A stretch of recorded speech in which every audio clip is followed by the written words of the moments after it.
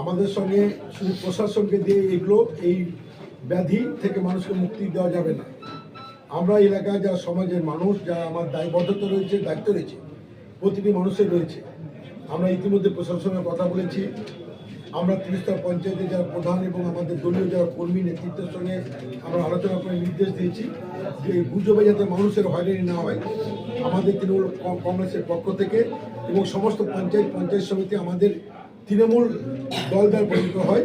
আমাদের ত্রিস্তর পঞ্চায়েত এই ব্যাপারে সজাগ দৃষ্টি রাখবে, প্রশাসন দৃষ্টি রাখছে।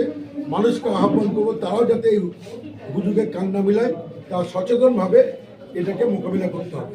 গতকালকে লোকনাথগঞ্জের কাশিয়াডাঙ্গা আতঙ্ক কোনো কারণ নেই, ভয়ের কোনো কারণ নেই। আমরা এখানে বলেছি যে গুজব মাঝে দেখবেন, আগে মাঝে একটা সময় উঠছিল না যে গণেশের নাকি দুধ খাচ্ছে এরকম।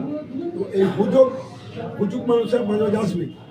আমরা যারা সামাজিক দায়িত্ব নিয়ে আমরা বসবাস করি, সমাজ সচেতন মানুষকে এটার জন্য এগিয়ে আসতে হবে, সকলকে সতর্ক থাকতে হবে এবং সতর্ক হওয়ার জন্য সকলের কাছে আহ্বান রাখবে। ঠিক আছে।